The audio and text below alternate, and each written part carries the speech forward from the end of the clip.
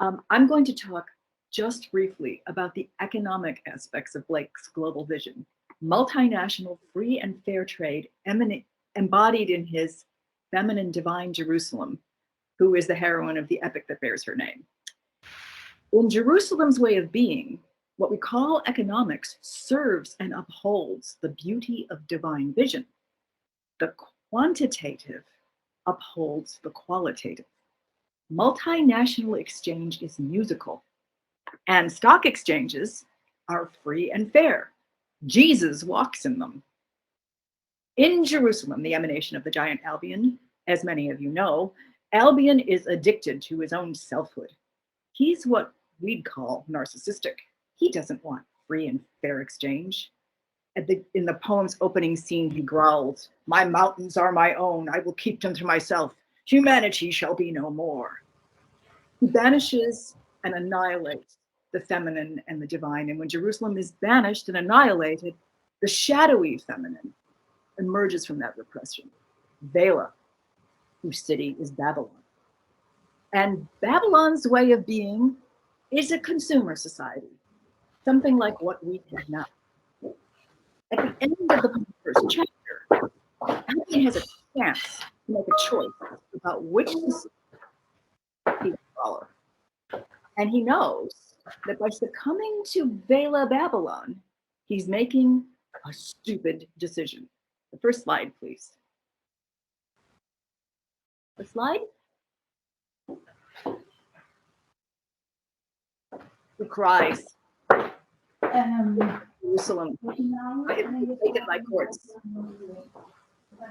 thy pillars of ivory and gold, thy curtains of silk and fine linen, thy pavements of precious stones, thy walls of pearl. That description alludes to the vision of Jerusalem in the book of Revelation. The pillars, curtains, and pavements belong to God, not to any one person or nation.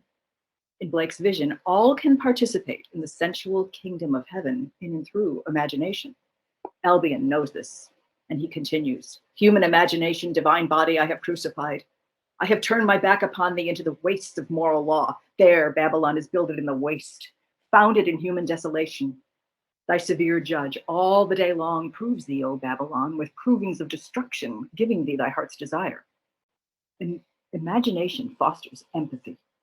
Albion eradicates this. He's turned from what Adam Smith would have called moral sympathy to moral law, a dehumanizing way of being.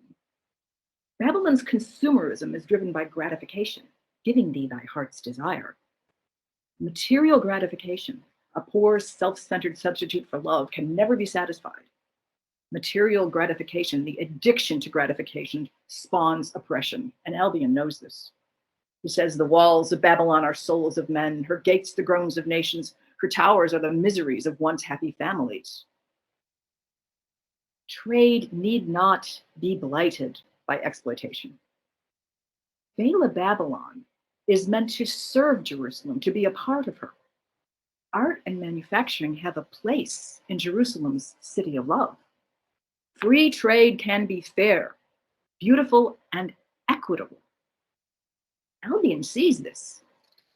"Yet thou, O Babylon," he says, "was lovely as the summer cloud upon my hills, when Jerusalem was thy heart's desire in times of youth and love. Thy sons came to Jerusalem with gifts. She sent them away with blessings on their hands and on their feet, blessings of gold and pearl and diamond. My daughters sang in her courts. They came up to Jerusalem. They walked before Albion. In the exchanges of London, every nation walked.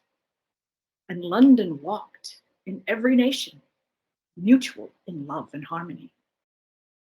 The footsteps of the Lamb of God were there. The exchanges are the stock exchanges. In the state of being called Eden eternity, what we call capitalism isn't destroyed, it is transformed. Jesus is there, animating exchange of all kinds. Blake's Jesus makes that very clear when he sings at the end of the ballad that prefaces chapter 2, Jerusalem's page 27. Next slide. "In my exchanges every land shall walk, and mine in every land. Mutual shall build Jerusalem, both heart in heart and hand in hand. Trade Divine blessing and the Holy Land are everywhere. They're not just in England. All are meant to thrive in the Blakean divine body, connected by fibers of love. This way of being is meant to flourish on earth as well as in heaven.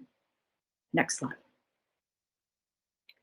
Blake may have encountered ideas of benevolent fair trade and the centrality of empathy to the human condition in his teens during his apprenticeship. The Freemasons' Tavern and Hall was built directly opposite the studio of James Bezier, where Blake learned the art of engraving from 1772 to 1779. The tavern was open to the public, and it's reasonable to assume that young Blake went there to fetch his master's beer.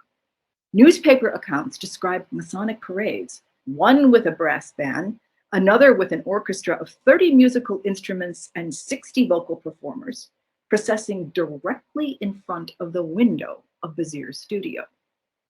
As he engraved, Blake would have been aware that thousands of men in white leather aprons dedicated to the great architect of the universe, sceptered reason, were ritually building Jerusalem, not only in the hall across the street, but in lodges throughout the world, bearing banners emblazoned with golden compasses, like those which Blake gives to Urizen, the character embodying reason.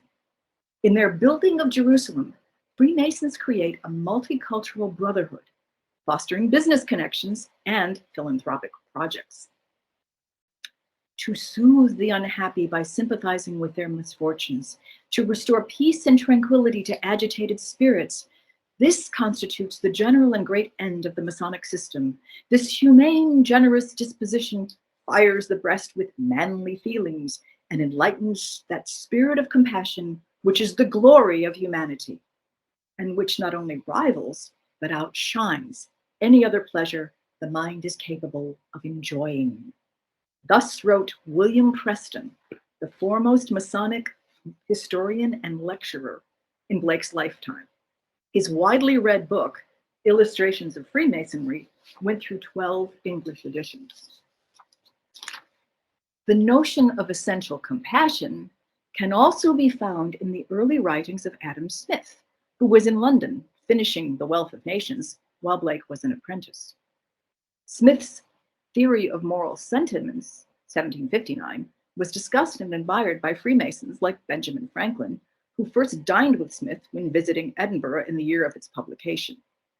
We do not know whether Blake ever read Adam Smith, but he would not have disapproved of the centrality of imagination in Smith's moral sentiments. The word imagination appears 170 times in that treatise. By imagination, we can put ourselves in the place of another human being. By imagination, we have what Smith calls sympathy, what we'd call empathy. That ability to imagine how another thinks or feels is, according to Adam Smith, at the heart of what it means to be human. We are social beings. According to Lauren Hall, a political scientist and scholar of Smith in New York, what Adam Smith calls sympathy is the invisible hand that makes all other hands possible. The invisible hand guiding the market is a central metaphor in Wealth of Nations. Blake was not interested in the market. He was not good at handling money. His practical wife, Catherine, managed their finances. In his Laocoon, we see that Blake abhors the commodification of art. It cannot be carried on with any view of money. Money is identified in Laocoon with the great Satan or reason in the accusation of sins.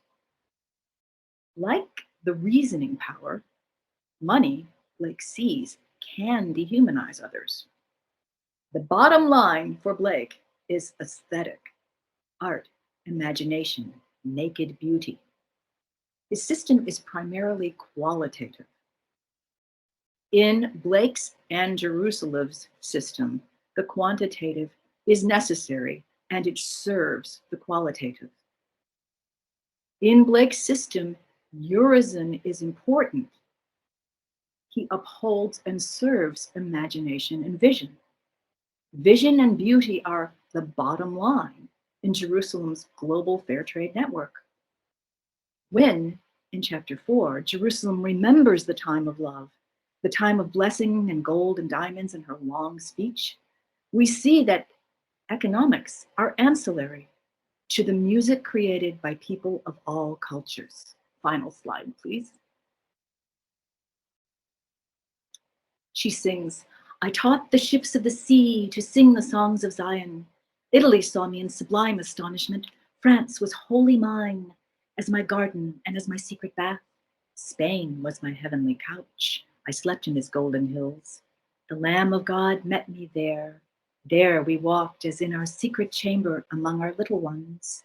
They looked upon our loves with joy. They beheld our secret joys with holy raptures of adoration, wrapped sublime in the visions of God.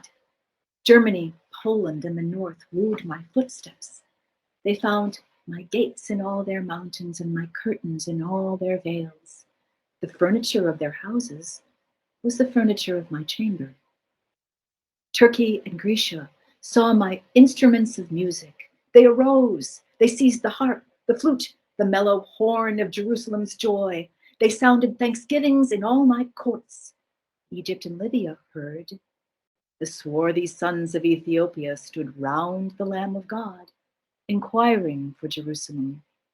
He led them up my steps to my altar. How can we make Jerusalem's way of being contagious?